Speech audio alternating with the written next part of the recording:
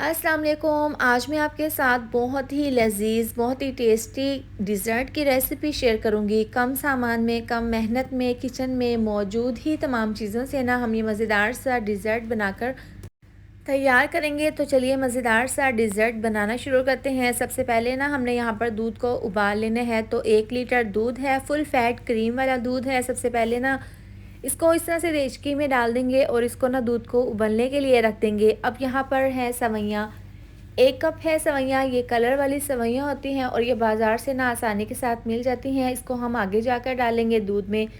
अब 1 cup boil दूध है, इसके अंदर ना 2 चम्मच डाल देंगे स्ट्रॉबेरी फ्लेवर में कस्टर्ड। ये डालते ही इसको हल्का सा मिक्स कर देंगे। इसके बाद डाल देंगे इसके अंदर 2 चम्मच मैंगो फ्लेवर का कस्टर्ड। 2 कस्टर्ड को मिलाकर ना एक ज़बरदस्त सा कलर बन जाएगा, जिससे ना ये डिज़र्ट बहुत ही टेस्टी और देखने में भी काफ़ी खूबसूरत बनेगा।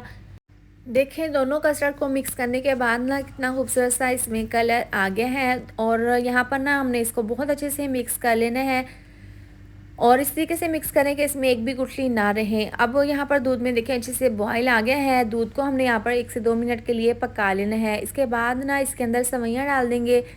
ये तमाम सवैयाँ डालने के बाद ना इसको मिक्स कर लेंगे और यहाँ पर चीनी डाल देंगे। आधा कप चीनी डाल देंगे टेस्ट के हिसाब से और साथ में इलायची तोड़कर डाल देंगे। आप यहाँ पर इलायची पाउडर भी डाल सकते हैं। ये डालकर ना इसको मिक्स कर लेंगे और मीडियम आंच पर ना इसको पकाएंगे और इसके अंदर चम्मच को चलाते हुए इस तरह से इसको पका लेंगे। ये सवैयाँ जल्दी से गल जाती हैं, तकरीबन 4 से 5 मिनट लगेंगे। तो और सवैयाँ ना अच्छे से गल जाएंगी और इस तरीके से देखें आपने यहाँ पर मुसलसल चम्मच को चलाते हुए ना सवैयाँ को पका लेना है। तो यहाँ पर 3 से 4 मिनट लगे हैं, सवैयाँ अच्छे से गल चुकी हैं। इसके बाद ना जो कस्टर्ड हमने मिक्स करके रखा था ना दूध में, वो थोड़ा थोड़ा करके ना दूध में शामिल करते जाएंगे और इस तरह से इसके अंदर चम्मच को चलाते जाएंगे। आपने स्लो आंच पर इस तरह से इसको मिक्स कर लेना है और इस तरीके से थोड़ा थोड़ा डालकर ना तमाम कस्टर्ड डालकर इसको मिक्स करते हुए पकाएंगे। अब आपने मीडियम आंच पर ना इसको 3 से 4 मिनट के लिए पका लेना है। ये डालते ही ना फ़ौरन कस्टर्ड ना गाढ़ा हो जाएगा, तो आपने इस बात का ध्यान रखना है। इसको 3 से 4 मिनट के लिए पकाना है ताकि कस्टर्ड का कच्चापन दूर हो जाए। और ज़्यादा आपने यहाँ पर गाढ़ा नहीं रखना, क्योंकि ठंडा होने के बाद भी ये गाढ़ा हो जाता है। तो आपने इस पॉइंट पर ना चूल्हा बंद कर देना है।